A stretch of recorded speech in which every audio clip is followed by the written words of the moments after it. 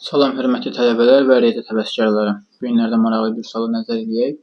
Deməli deyir ki, tərkibində 20% spirt olan 120 qram məhlulla tərkibində 15% spirt olan 180 qram məhlul əlavə olunur.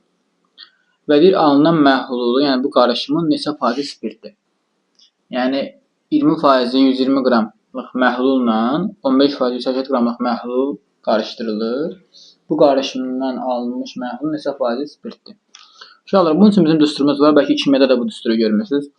Kimyada belə gedir ki, M1 omega 1 plus M2 omega 2 bərabərdir M1 plus M2 vur omega.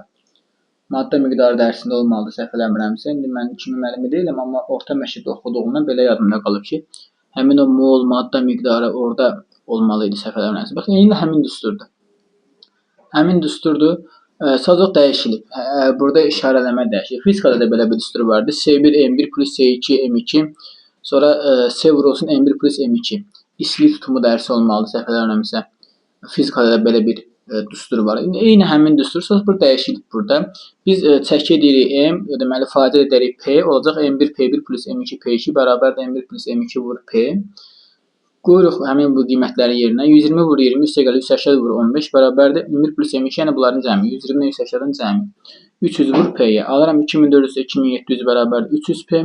5100 bərabərdir 300 P. P də bərabərdir bunların nisbəti. Alıram 17%. Yadda saxlayın.